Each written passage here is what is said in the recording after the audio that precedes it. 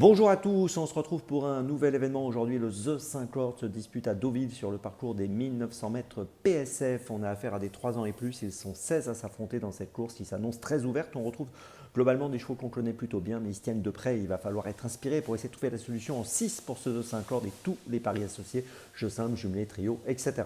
Avant de démarrer, je vous rappelle que vous pouvez vous abonner à la chaîne YouTube de The Turf. Vous pouvez aussi activer la cloche pour être informé dès que mon prono est posté. Puis attention, n'oubliez pas le jeu responsable, les mentions qui sont en bas ici et ça en tête.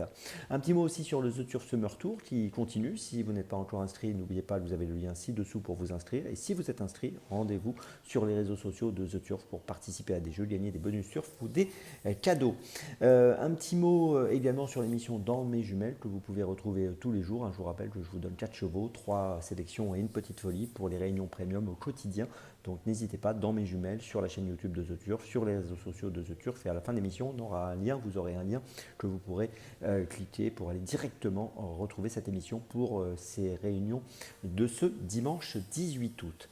Allez, on démarre donc pour le The 5. Et bien écoutez, j'ai placé en tête le numéro 1, Cambronne. Alors Cambronne porte 60 kg et demi. C'est vrai qu'au niveau du poids, il est un peu limite, hein, il n'a pas forcément beaucoup de marge de manœuvre. Il a été absent entre le mois de février et le mois d'août. Il vient de finir 3e à Mont-de-Marsan dans le Grand Prix de Mont-de-Marsan. Bonne performance donc pour son retour. Si on prend ses 10 dernières courses, il a fini 9 fois dans les 5. Il est monté par Michael Barzalona, qui a quelques bruits favorables à son sujet. Je m'en méfie beaucoup dans cette course et je pense que même s'il n'a pas beaucoup de marge au poids, je pense qu'il est peut-être capable de jouer le premier rôle aujourd'hui. Donc je tente le coup de le placer en tête. En deuxième position, j'ai retenu un autre poids lourd de la course, le numéro 2, je dirais Tornado, qui portera 60 kg. Alors il passe de 1600 mètres à 1900 mètres. Il reste sur une deuxième place dans le Grand Prix de la Teste sur 1600 mètres. Il a terminé deuxième à Longchamp début juillet sur 1600 mètres. C'est un élève d'Henri Alex Pantal. J'aime beaucoup l'écurie Pantal en général. Et sur ses 10 dernières courses, il a fini 9 fois dans les 5, monté par Tony Pitwell. Je pense qu'il est capable d'être très dangereux à l'arrivée. En troisième position, j'ai retenu un grand spécialiste de ce type de tracé, surtout de surface, la PSF, c'est Uzel, le numéro 10. Absent entre février et juin, il a terminé deuxième fin juin, c'était sur la distance de 1800 mètres. Il a terminé 6e à Deauville le 28 juillet sur 1900 mètres PSF. Si on prend ses stats PSF, il a couru 22 fois PSF, il a terminé 16 fois dans les 5. Et je pense qu'on est obligé de le garder sur le podium dans cette course. S'il court sa bonne valeur, il devrait être à l'arrivée. En quatrième position, j'ai placé le 13 de Cléora. Alors c'est vraiment un cas particulier, Cléora. L'autre jour, je vous l'avais donné. Elle a une particularité, c'est qu'elle démarre très mal ses courses. Elle perd beaucoup de terrain. L'autre jour, elle a fait une super perf, puisqu'elle a perdu beaucoup de terrain. Elle a quand même terminé deuxième, c'était à Deauville, donc sur le parcours qui nous intéresse, le parcours du jour, 1900 mètres PSF.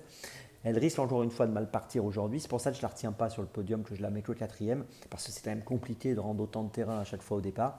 Mais elle est quand même très performante, puisqu'à chaque fois, elle fait quasiment l'arrivée malgré ce handicap de départ. Cette année, elle a couru 8 fois, elle a fini 6 fois dans les 5. Bon, si elle prend un meilleur départ qu'à l'accoutumée, à mon avis, elle peut même gagner. Mais voilà, je pense que c'est compliqué d'imaginer qu'elle puisse prendre un bon départ. Donc, je la mets quatrième. En cinquième position, j'ai retenu le 11 Central Park West. Alors, il a couru 36 fois sur cette surface PSF. Il a fini 26 fois dans les 5.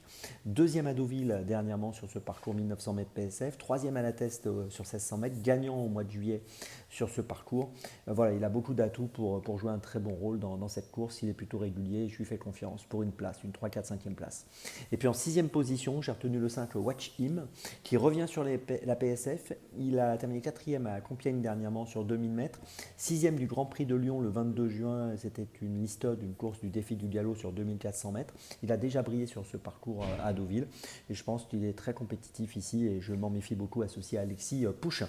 Je vous résume mon choix en 6 donc pour ce The 50 très ouvert. En tête et en base, les numéros 1 et 2, les deux gros poids de la course.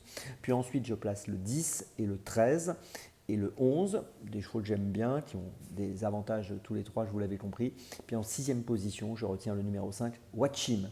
Départ de la course, attention aujourd'hui, on est dimanche. 15h15, n'oubliez pas dans mes jumelles avec le lien ci-dessous, ici. Et puis maintenant, on se retrouve demain pour Clairefontaine. Et d'ici là, avec ce turf, ça va aller.